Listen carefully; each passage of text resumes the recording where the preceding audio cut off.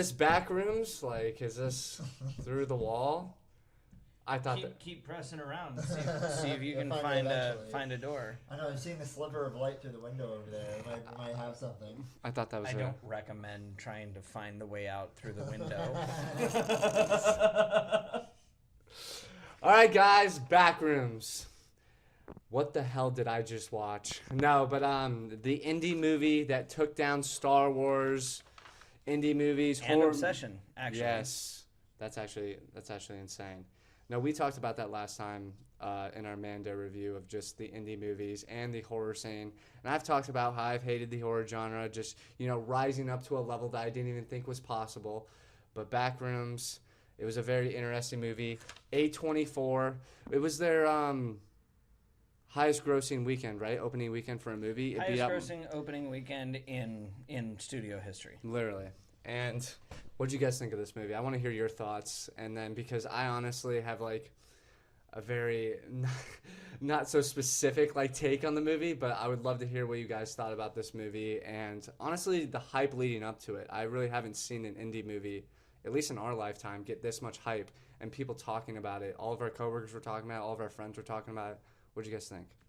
For me, this movie kind of reminds me of the similar vibes. I've been trying to think of a movie to compare it to since we started talking about kind of the horror movies for this month and what we were going to go see.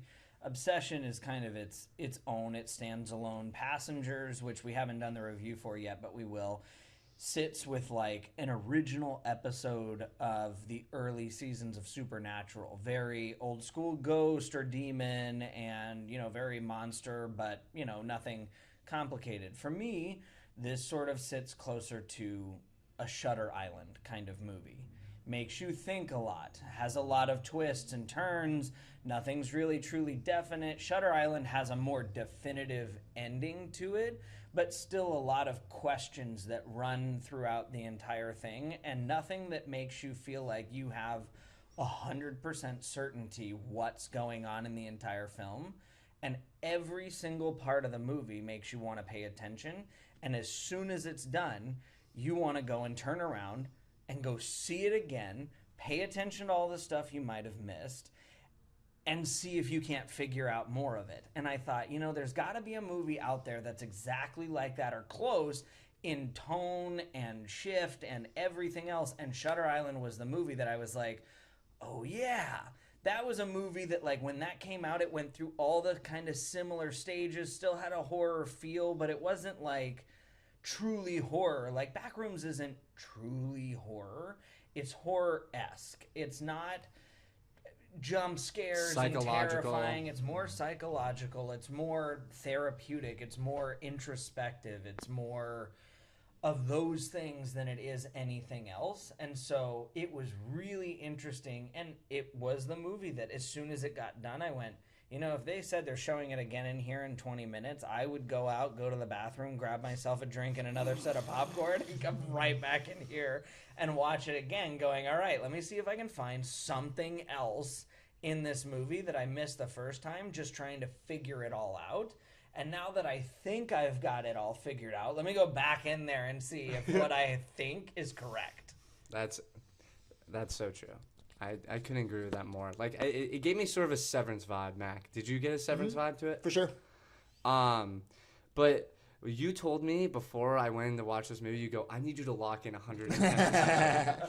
I can't. So I was paying attention. Yeah. So I sat there, and I was like this the whole entire time, just laser-eyed focused. So I was like, all right, 628 was the apartment number. I was like, all right, there's the picture of the apartment. Okay, look at the banners. Oh, my God, a banner is coming out. I was thinking about every possible thing that I could think of watching this movie. The beginning of the movie reels you into the Backrooms and the lore of it, and I'm like, wait, what the heck is going on? Yeah. We got radios. And then there's obviously, like, the handheld camera was what hooked me the most because we talked about Iron Lung and the video game style of it. This was sort of a horror video game style with, like, the first-person point of view, how we're going into each room. You get locked into another room, and then all of a sudden the entity pops out, eats a guy, and then we're into this whole entire, like, what world are we in? What is happening? And I kind of got an idea. I thought, when you enter into the back rooms, that it takes your memories or it takes what you've lived and then it like duplicates it. That's why everything is. And then I saw a bunch of, reels and stuff that was saying it's not. That's what it's supposed to do. It's supposed to be left up to interpretation. You're not supposed to know what's going to happen in the movie. And I'm like, all right, I get that, but like at the same time, I want to know some sort of like plot and purpose to this. But no, that's what I got from it. I got a very Severance vibe, and the ending of the movie and the beginning of the movie really like captured me. In the middle of it, I loved how I was trying to figure it out the whole entire time. And by the end of the movie, I look around and everybody, like I have not seen this in forever.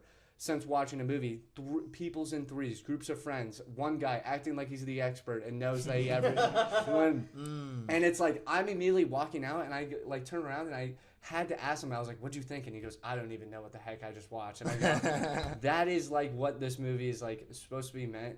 And the set designs were amazing. It looked so colorful. It was like something I've never seen before. And it was just awesome. I thought the 20-year-old director, what's his name again? It's Kane Parsons did an excellent job. And overall, I thought this was a smash hit. I think it's not necessarily the greatest movie I've ever seen all the time, but like in terms of like its purpose and getting people, I'm going to go back and watch that and figure out every single possible detail. I'm sure a lot of people love those movies. I love them. And like you said, it made me want to go back into the theater and watch it again. What do you think, Mac? Yeah, no, I agree. I first want to like, overall, regardless of like what you think of like the movie itself, I really applaud the craft, especially for 20-year-old director Kane Parsons stepping out and making his first feature film. I thought like the movie and like the way it was constructed and the way that world was constructed was so unique, creative. I know he has this history with his previous YouTube series, but like him being able to build upon that and bring it to a screen to a lot of people who haven't seen those films and like let you into that world, I thought it was really good.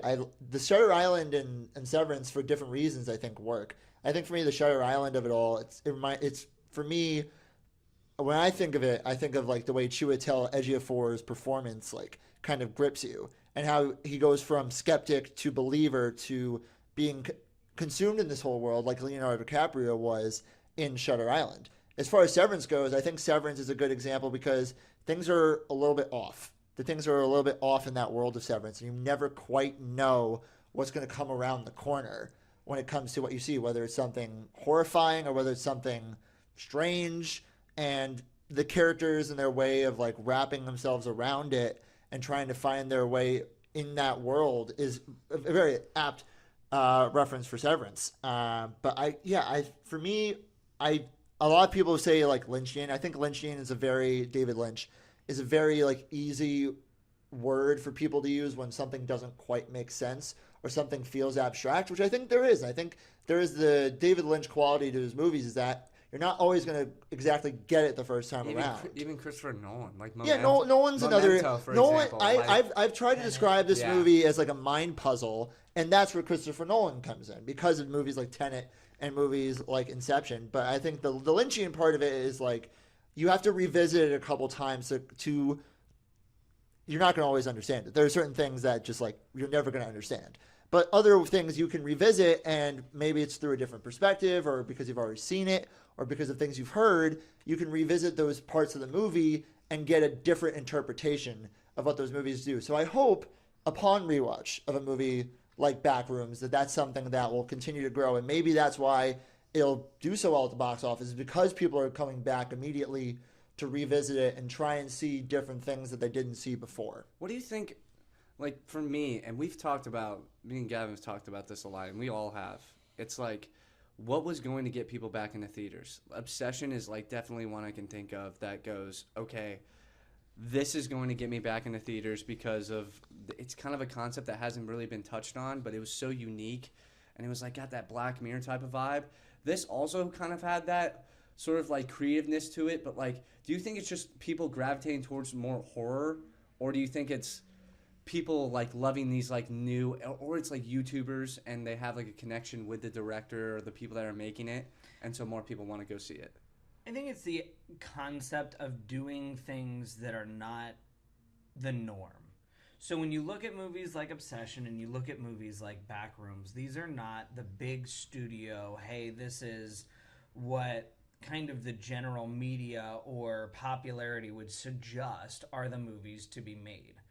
This is YouTube phenomenon from 10 years ago. It's crazy. Obsession is a concept that if you'd pitched it to a major studio, and it's not Texas Chainsaw Massacre, it's not Ghostface, it's not Hard Eyes, it's not Jumanji, it's not Minecraft, it's not the biggest, best, most popular YouTube phenomenons, they're not looking at it and going like, oh, cash cow.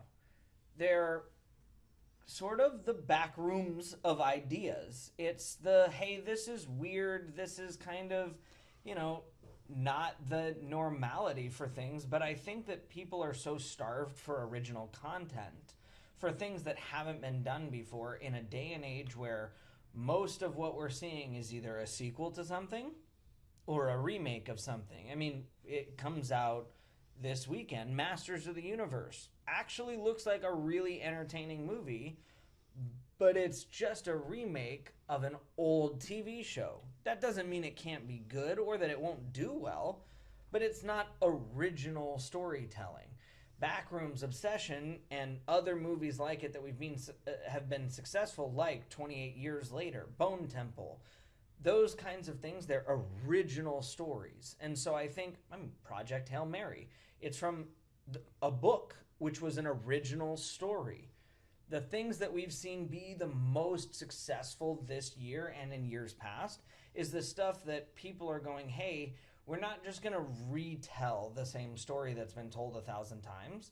We're going to take something and make it new. We're going to do something creative. And I think that's really what gets people into theaters, is taking those concepts and going, hey, here's not Toy Story 18 or Final Destination 35 or Scream 182. But let's give you Backrooms, something that's been on YouTube for 10 years that people have been screaming for a movie for. And then we're going to get Ejiofor, an amazing actor, and we're going to give the guy who's done years of short films and little TV episodes on YouTube for it, and we're going to let him run with it with one of the hottest studios in horror and creative decisions, and let them take the front load on it. I mean, even Robin Hood, which is a well-known story, A24 is involved in doing a story that is not Robin Hood. It is not Robin Hood by any story you've ever heard of Robin Hood before. And you've got Hugh Jackman doing it. Great actor, original story, creative studio. And I would almost guarantee that gains traction just based on those things, because it's a new story. Yeah, I think A24, you have to talk about the run that they've been on as of late in terms of not only like movie success, but box office success. Obviously, A24 has built this reputation over the last 10 years for making these interesting, new, original, independent films, but now they're making bank off of it. And I know you guys have talked about, those mid-budget movies and movies that aren't programmed to make $1 billion at the box office. A24 is running with that right now. I mean, the drama made over $100 million. Marty Supreme made like $150. Civil War, I can keep listing off movies from A24 in the past 2 to 3 years that have been able to groom the success. And I think Backrooms was kind of perfectly catered for multiple reasons. You've got, again, as you said before, you've got this built-in YouTube filmmaker with a built-in audience. That in itself, even though it's original, it is IP. And A24 has made that push to go for some more IP things, but do it in their own creative way. And so I think those things, along with catering towards the younger audience, the Gen Z audience who is really into this kind of story, and this is the kind of movie that they want to see in theaters. Same goes for Obsession. These are the kind of stories and movies that they want to see in theaters. They're going to the theaters. Like I get the streaming aspect of it and like how Gen Z and Gen Alpha have grown up with it, but like they're showing up in droves for the movies that matter when it makes sense for them to go. They're not just going for Mandalorian and Grogu because, for some of them, they might not even have grown up on the prequels. The first Star Wars movies, they might have were the sequels. So that's where it's about. I know, it's crazy. It's crazy to think about for me. I mean, for us in our ages of, seeing the prequels in theaters and growing up on the original trilogy, just to keep the Star Wars theme going, but they just know what they're doing. And now it becomes a question For other studios, I think New Line Cinema's good for them because they took care of Obsession, which obviously they learned a big lesson from because of how much money it made and how little it costs to produce. You hope that in this case now, other studios, if they try this, or if they back away from it because of how big of a trend it is, you hope that they learn the right lessons from it and aren't just searching out random YouTubers and trying to throw together these random stories. Like the deliberation and the care that they've taken to find the right movies and the right storytellers at the right time is what has led to the success. Yes. I think there's going to be a lot of people that are going to be trying to replicate this, and I don't think necessarily it's like a blueprint that you can do. Obviously, we are seeing back-to-back 2 successful projects here. But I think also what Backrooms had was a great marketing plan. There was so much lore with it. When you saw the trailer of literally the camera just panning down to like these empty rooms, but they all looked super creative, it made you ask a question being like, what is this? Like, what am I watching? Then not only that, they added the handheld camera aspect of it. So from a creative standpoint, you're looking at, okay, this looks creative. This looks crazy. It has a horror element to it, which people love to go to. I really do think the horror movies do capture the theater experience like nothing else before. I mean, when I'm watching this movie in the theater, it truly was like an experience I've never had. Especially, I mean, since like the Blair Witch Project with like the handheld camera and everything. But those creative decisions and those, like when you're marketing a movie, and especially since you had a great story and the director being 20 years old, I think that was another thing that everyone's like, okay, this is a guy who is our age and is like Gen Z, and he's going to be making a movie and gaining a feature film from a YouTube idea. I'm going to go support him. Iron Lung is like a similar thing of that aspect. So I definitely think that had a lot to do with this as well. And I mean, A24, like you said, great point on the Robin Hood. It's not a story, it's not the traditional story of Robin Hood like we've seen in past renditions of Robin Hood, and it looks like such a creative thing. I think A24 is definitely taking advantage of just doing their own ideas and making their own portrayals of either things we've seen before, but also giving these people chances to do super creative stuff. And then that's what people want. They want original content. Or they want stuff like we've talked about from material that they've read before, but they want to see adapted in the correct way. And if the right studio picks it up, the right people are behind the project, then you see cases like this where it's like a YouTube video, YouTube concept, and people are like, let's make this a movie. I think this would be a big hit. And now $100 million later, you're beating out Mandalorian and Grogu, which made $25 million. Although it was a success on its opening weekend, it made $25 million on. Now, what do you guys see? Like, my question always goes here too. Like, what was your guys' favorite part of the movie? But like, I always like the middle of the movie is kind of like the big talking point. The beginning is kind of like once you see the end of the movie, the beginning is pretty self-explanatory. But what like part in the middle of the movie did you guys think like caught your eye and made you realize, okay, this is what this movie's about? Or like what creative decision did you guys find that was like crazy to me? I mean, the dinner sequence like speaks to me. Like that's the one that's like, what the heck is going on? And then all of a sudden Pirate Clark shows up and I'm like, what the heck is happening? So like, what do you think of like the middle sequence and all the different rooms? Yeah, I mean, I liked sort of Clark's descent into therapeutic madness. You know, that for me is always kind of like, anytime that you can weave that sort of story into something that is mostly ignored in horror films is always a highlight point for me, especially when his therapist is going through her own psychological storyline, growing up with a highly agoraphobic mother who, put her through her own set of trauma, is going through her own roadblocks in life, and trying to deal with the fact that she's coaching him on, you know, not getting to be who she or who he wants to be while she's not who she wants to be. And seeing those clashing storylines, the trauma that they each respectively went through, and weaving all of that into the mystery of the Backrooms, so that way no matter where you are, you've always got a budding interest in something that's going on, I think was the coolest part to me, is getting to watch all of that unfold. Having the furniture be little nods in the back rooms to pathways you can't take because of roadblocks that are in your life. Oh my God, Having, that's so good. Like, having all this stuff show up right after he's been to a therapy session where Mary shut him down. Where, having all this stuff and noticing those little things, the cast aside laundry that would pile up after Mary entered into the back rooms because of all the stuff that was piled up in her house. Furniture blocking entrances to the area where Phil is sitting with the camera and all that equipment, just like it was blocking the front door to her house. Like, those little details throughout the movie are so great for me. And so, like, every little detail that I noticed as we were going through that kind of center section of the film for me was just, like, the highlight that took this movie to a whole other level. That was, wow, I didn't even notice any of that when I was watching. Lock in, I told you. I locked in. I locked in. Everything means something. There's always symbolism. I saw some stuff. Yeah. The roadblocks to life part went right over my head. Life is a highway. I think for me, my favorite part was when they actually descend. Not only Clark, but Clark and his co-workers, Bobby and Kat. That descension to me is so fun, like the suspense of it, like the way that they take their time, the deliberation of it, and then the expansion.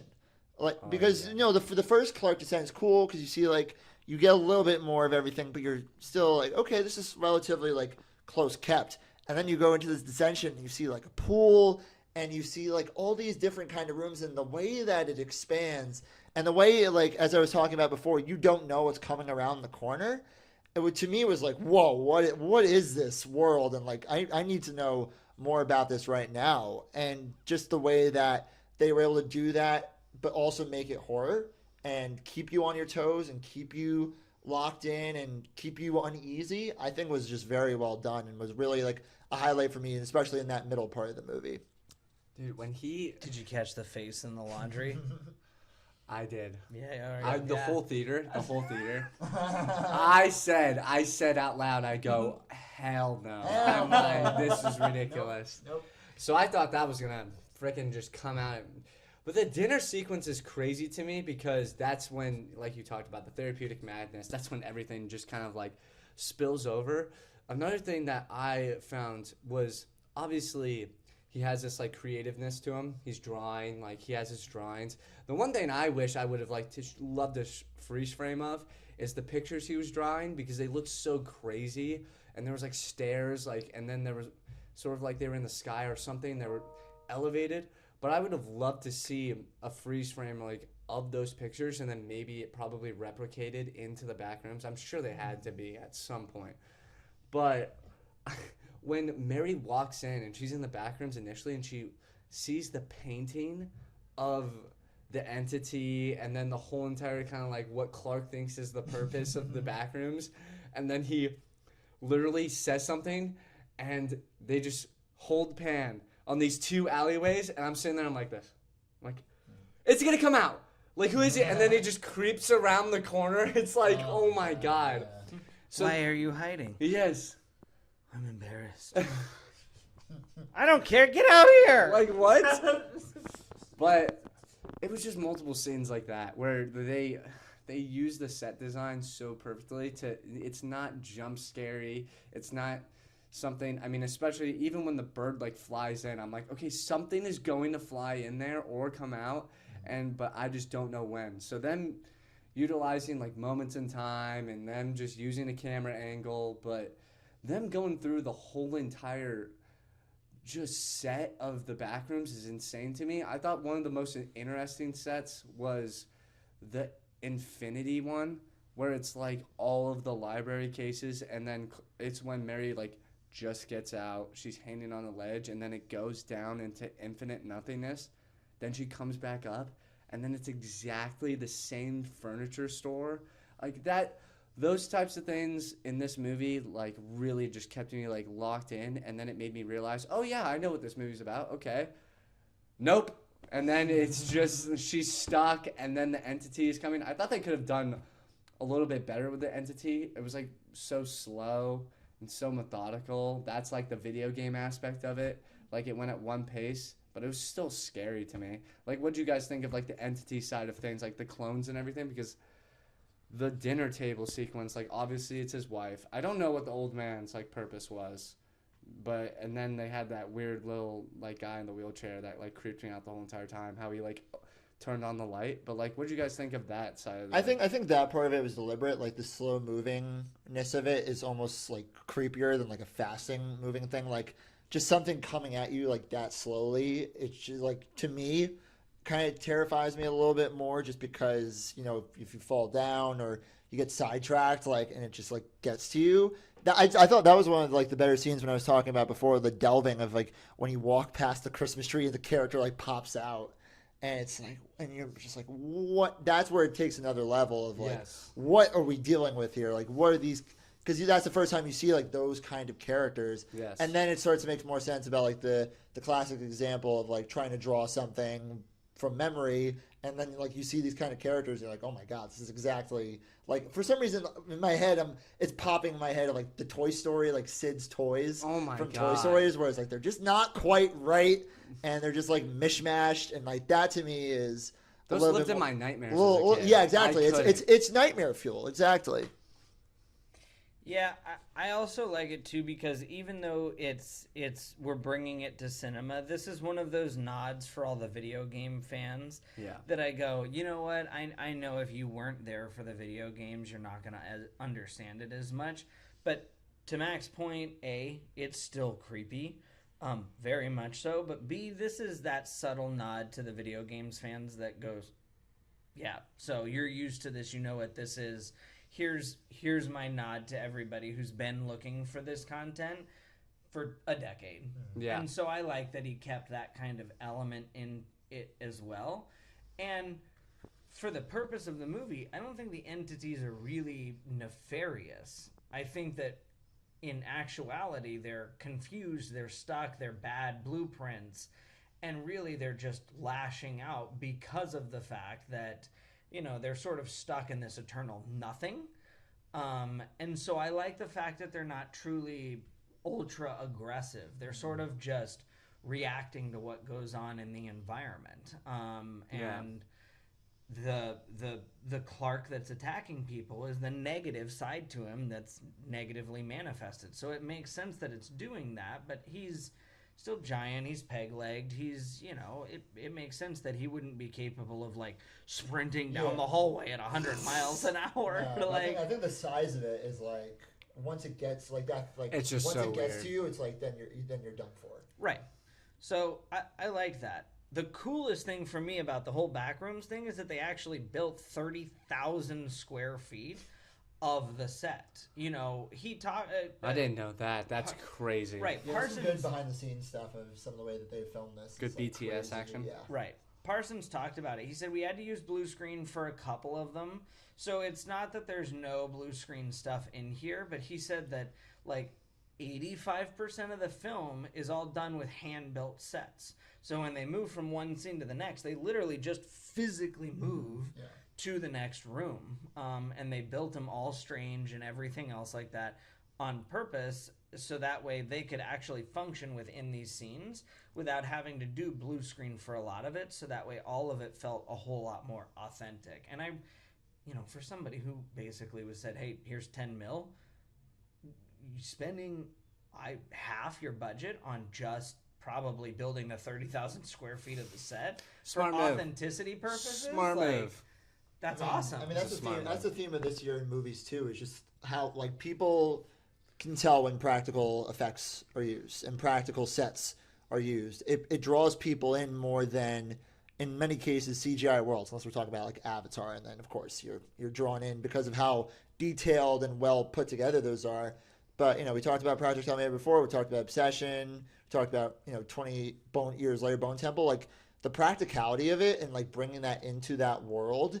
It locks you in more because it feels more real, but in a movie sense. Yeah. And so you're more gripped because the believability of it is what really grips you, as opposed to sometimes when you see these CGI sets, you can separate yourself from the world because you know, like, oh, this isn't real. Like, Yeah. this isn't this isn't what we deal with in our everyday life type of thing. So credit to them for making that effort to carry out his vision that way, because I believe when he first started making these Backrooms videos, a lot of them were just online. Like he did a lot of it like virtually. I saw a lot of the videos on like Instagram and stuff. Like it was very, very similar to like obviously the movie. And again, that's great, and like credit to him for like finding that visual language so early on in his life. But the way that he was able to, and I'm sure whoever set design this movie and production on this movie, credit to them by many means. I mean, maybe the Oscars, a little shout out. Set design of the year. I mean, look, production design, it's there. So again, credit to them. Yeah, ship was amazing. Those are definitely both could be up there for early contenders. So credit to them, because again, this is what brings people to the movies is that believability and that credibility. The acting was really good too. I mean, he got some great actors. I mean, I'm gonna butcher her name, but Renata Reinsve. Renata Reinsve. Norwegian. Yes, I mean she is one of my favorite. Worst person. I like to say it's just like worst person ever in the world. I think is what it's called, but I don't think. You just take out the ever. Literally, worst person in the world. She had a great performance. Cinema Vow. She had a phenomenal performance. She was in that Apple TV Plus show with Jake Gyllenhaal, and she absolutely killed that as well. Yep. Yes. She is having a run of a lifetime right now. I feel like every year she comes out with a movie like this, or she's in a movie like this, like an indie movie or something that maybe doesn't get necessarily the box office acclaim. This got the box office acclaim, but she is a phenomenal actress, and she, even though her role was kind of secondary, only in the second part, she had a huge impact on the story, I thought, when she started entering into the Backrooms. And even like you said, you talked about the loneliness and her just like, even when sitting in the room, I think one of like the favorite shots that people were talking about was when she was sitting alone in her living room, and then obviously she's a therapist talking to Clark about loneliness and stuff, and she herself is having to live in that loneliness as well, but she's kind of trying to hide it. I think she was like going to like a housing event or something just to like meet people and like hide the fact that she's like a really lonely person.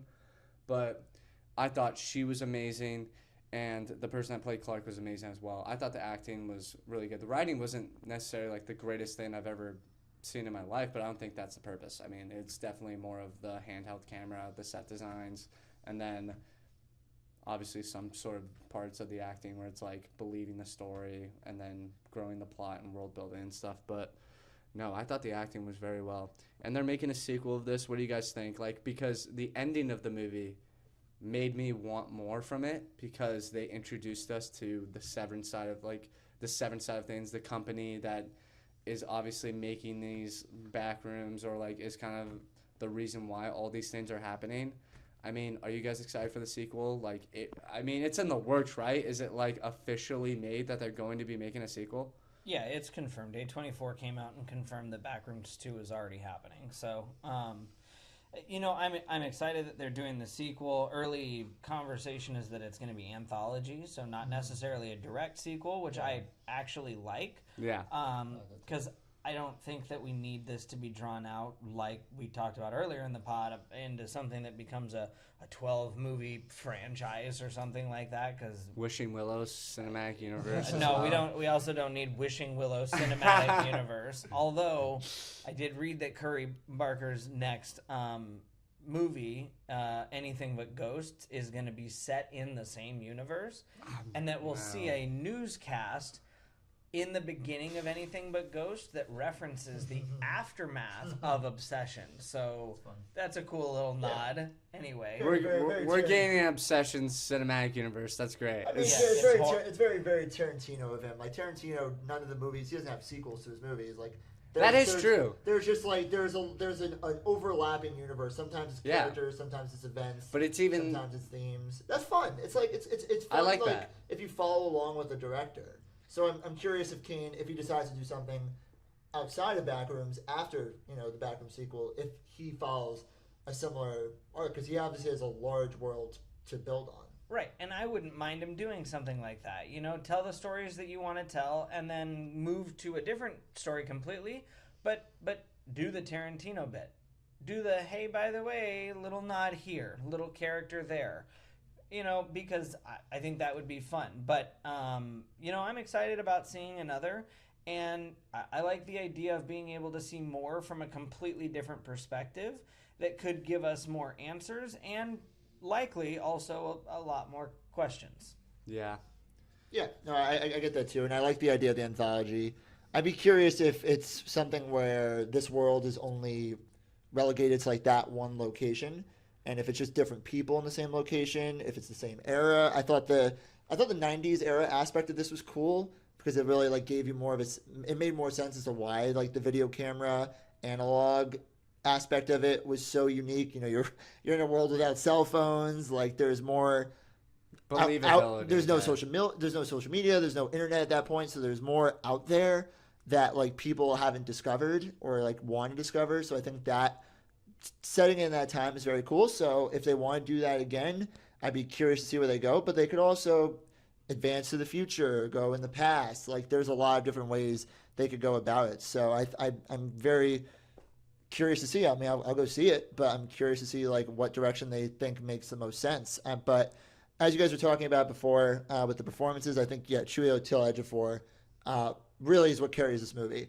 And I think adds credibility to the movie because you have to believe that he's kind of going through this sort of psychological warfare in his head about what's real and what's not. And I think the way he plays it and like the believability of how he plays it and the credibility that he brings to it is really, really impactful. Similar to Brett's point about the script, I think in some cases the Backrooms part of the movie is a little bit better than the non-Backrooms part of the movie, and I understand like they brought on a specific guy to screenwrite the movie to form it into more of a traditional movie. But there is also part of me that's kind of would have been cool seeing it like just go completely into the Backrooms and finding more ways to do it while building on those characters. So I'd be curious if that's something that maybe now that they have the audience script and they have the audience built in, that they can feel free to delve more into that for a sequel.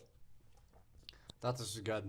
I mean, it was a great movie theater experience. I don't think you get the same sort of feel if you watch it in your living room when it comes to streaming.